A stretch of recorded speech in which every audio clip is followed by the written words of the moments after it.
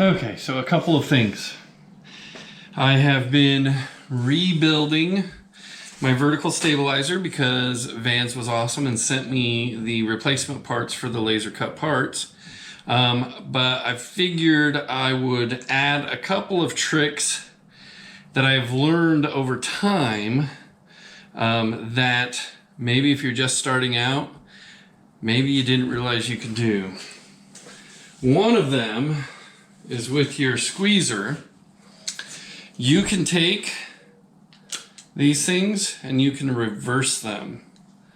When I first started, I assumed, because I saw in a video that one of these was supposed to be on one side and the other one on the other side, and you couldn't change them around. You can change them around. You do not have to leave them in this configuration. You can flip-flop them.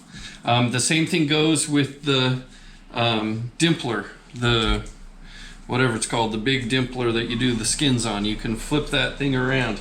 You don't have to keep it in the same spot. So just FYI, I figured I'd let you know. See ya. And I'm going to be finishing up dimpling the skin for the vertical stabilizer, and then I'll be putting the vertical stabilizer back together with the new non-laser cut parts. That's kind of where I'm at. You can kind of see, I did not share with you guys the wonderful scuffing and priming of those parts, but that's what I did. I scuffed them and primed them. Basically, I just went through the vertical stabilizer instructions again, step by step, made sure I did everything that was there. So there you go. And if you watch some of my older videos, you saw me doing this because I had the other piece in there, and it gets really heavy out like this. You hold this underneath your arm like this, it's not so bad. See, underneath the arm.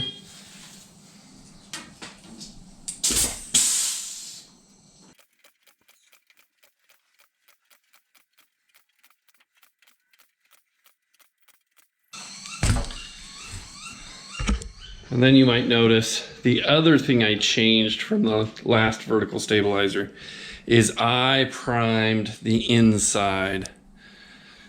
So the inside of the vertical stabilizer is now primed.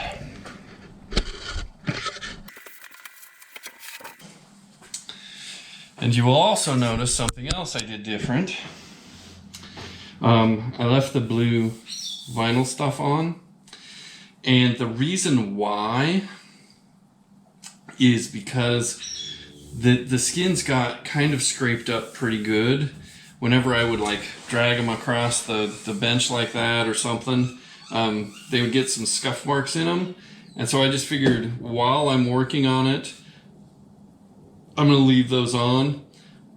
After it's done, I'm going to take them off. Once I put it up into my storage there, I'll take those off because you're not supposed to leave these on for forever because if they do end up with water under them, they can corrode. But fun stuff. See ya. Well, howdy everybody. Welcome back for the second video of the vertical stabilizer redo or retry or whatever you want to call it, where I don't have laser cut parts. So this is me just basically following the instructions on the vertical stabilizer. I'm putting together the rear spar there with the doubler and the, I forget what they're even called, but the things that hold the rudder on, the powder coated metal steel things. And then you will notice that I'm going to rivet some of those rivets. And of course, when you prime stuff, some priming paint gets in the hole, and so you have to kind of drill it out. So that's what I was doing right there. But you'll see me grab the drill and clean out those holes whenever I'm, trying to fit them in there. So when they won't go in, I'll grab the drill and drill out the paint so it doesn't stop them. And the one thing you have to watch out for on that particular spar is the 470 rivets. The shop head needs to be on the outside of the spar itself. So on the part of the spar right now where the clecos are sticking out, not the one where the clecos are pushed through, if that makes sense. So the aft part of the spar, that's the more appropriate term, I think. And then you will see me get down to the 426 rivets, which are at the bottom part because it fits up against your aft fuselage. And so it has to be flat. And so you're seeing me do those right now, positioning it so it's nice and flat. And I did run out of I think they were 426 4-6s or 4-7s. I forget which ones they were, but I did run out of them because originally they only sent you the 8 or 10 that you needed, maybe 12 that you needed, some small number of them. And when you get the replacement parts, they do not send more rivets. You have to order those. And so you will see me be one of those rivets short, and I did order those. And you'll see in the next video that it's actually completed and done. And, because I got them pretty quick. I got them from Aircraft Spruce. They're usually really quick. You can get stuff within a day or two, so it's kind of nice. So while I'm doing that, I'll share a joke with you guys. So what do you call a magic dog? A labracadabrador. That's so dumb.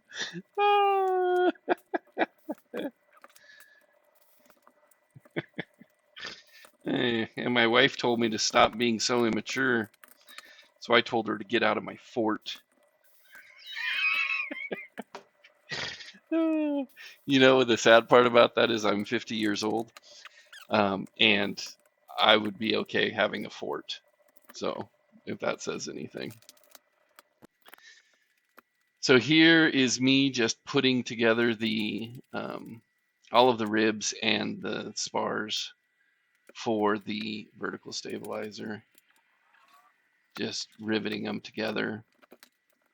And I do change out the, I forget what that thing's called too, the head, the yoke, that's what it's called, the yoke of the squeezer with my 4-inch no-hole yoke, which is kind of nice because it fits over the end of that. You can get you could get it lined up really nice and good on that bottom one. And then I switch back to the longeron yoke to get the one in the center there because you have to go over both of the edges.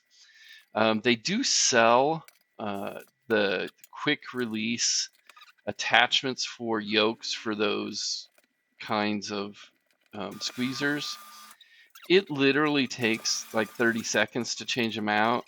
And so I haven't spent the money to do that yet. And there was my nephew. There's my nephew. He is currently serving his mission down here. He's living with us while he's doing it. So he's hanging out. I was showing him some of my fun stuff that I have with the plane. And this is my friend Greg.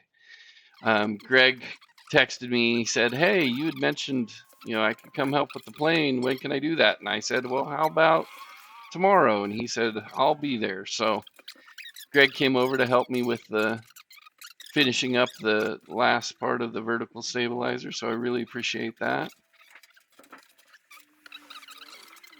And Greg he does financial preparedness, financial stuff. So if you're interested in that, let me know and I'll put you in touch with him. And so here's us. We're just attaching the skin to the inner workings there, making sure it lines up. And then you'll see us. I don't think in this video we start attaching it. I think we actually, in the next video, we'll actually attach the skin and finish it up. And that's pretty much it for this video. As always, like and subscribe, please, if you could. I'd appreciate it. And if you have any questions, see anything I did wrong, let me know. Have fun. We'll talk to you later. Bye.